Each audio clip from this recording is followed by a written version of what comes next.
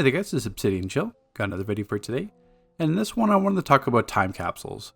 A couple weeks ago we had the Neo and Technomancer time capsule came out. I was going to make a video on it, and then I kind of felt as I was doing it, I've just become numb to the whole time capsule experience. I just go through the motions each time. Whatever stabilizer keys I have on hand, I open to the time capsules, spend way too much money on the broker buying them early instead of just waiting, because they sell for at least on the US side, like $500K a time capsule. So it's just ridiculous prices, considering that if you wait a week, they're going to drop down to like 5K or 1K each. Then I open up the time capsules I have. I'd obviously never get any of the rares. Then I have to go on the broker after the fact to finish buying everything else that I was missing, which usually ends up costing me like $1 or $2 in-game currency, depending on how unlucky I was. I don't wear any of the styles. I think the only time capsule style I've ever worn is the crown. I never wear emblems. I never even look. I don't even know what any of the emblems look like, considering how many multiple hundred emblems we probably have amongst all the time capsules. And going on test server, it's a bit more apparent because you can't open up time capsules on test. So you kind of have a more meaningful impact in terms of how many feats are associated with time capsules. And that's what I really feel like it become numb, because I just open them up, get the feats, and then just wait till next time. So it's kind of been partially done by other members in the community, but not, I think, a complete list. So what I've done is gone through every single time capsule we've had and recorded the number of feats, the number of skill points associated with them, and kind of done a little nice summary here. So in terms of the opening feats, this is what really stuck out to me on test server, and that's what kind of is the thought behind this video, is that when you see this giant list of all those openings. Now, this isn't supposed to be like a pay-to-win commentary or like a paywall or buying feats.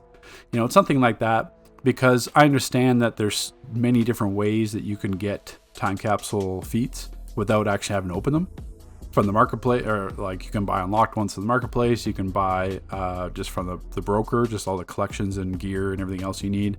There's the second chance vendor where you can buy them. So there's so many different ways to earn them. The resurgence mega capsules, when they come out, you can get the older ones. So I understand that you still have to open time capsules, but it's certainly not like a doom and gloom kind of situation.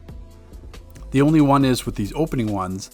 These ones, you have to buy the time capsules or stabilizer keys, and you earn them through membership. You can buy them with the fate token, stuff like that. So once again, it's not like a doom and gloom situation, but it was still interesting to know that if you're a newer player to the game or coming back to the game, you would need 265 stabilizer keys to open up and just get these feats.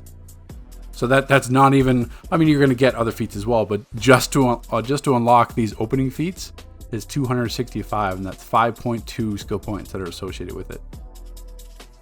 And going through the time capsules themselves, a little history. They started back in 2016 when we had Jackster come.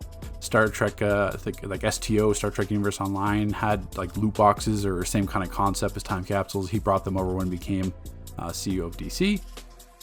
2017 we had 6 time capsules. 2018 we had 7.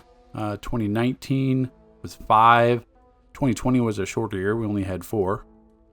2021 we had 5. 2022 we had 5, and 1 so far in 2023. And then we had 8 mega resurgence capsules. So that's another thing as well. I mean, yes, you can. The tough thing is there's hardly any people opening up the older time capsules. So when you come back to the game, you're really hard pressed to get a lot of these older feats. And we haven't had a mega resurgence capsule since April 2022, so almost a year ago. And we've only had 8 altogether. So you can't really rely on that, because who knows if they're going to come back. And I don't have the booster bundles associated with this because there's no feats with the booster bundles, which is why I prefer the booster bundle. So going through here, we averaged probably about 4 to 4.5 skill points per time capsule, which brought us to a total feats of 386. And 114.6 skill points, which, based on the timing of this video, the max max skill points is like 799, could be 800, but I believe it's 799, which means that 14% or 14.3 rounding, 14% of skill points are attributed to time capsules, which actually I thought honestly was going to be higher. I thought it was going to be maybe like 150, 160 skill points. that are associated with time capsules, but I mean, really each time capsule now it's about 5. In the beginning it was around 4, sometimes lower, sometimes higher, but seems like now we're averaging say 16, 17 feats per time capsule and 4.75 to 5 skill points each. So it just basically, this is like an FYI video. I know there's a lot of different viewpoints for time capsules. For myself, I understand that we need styles in the game. I understand that you need to drive revenue. I've always preferred booster bundles because, if for one, the booster bundle styles are a lot better, in my opinion, in terms of what we get. And then obviously we have no feats associated with them, which is much better. Because we're getting to the point where, I mean, every DLC adds like 20 to 30 skill points with all the extras and stuff included.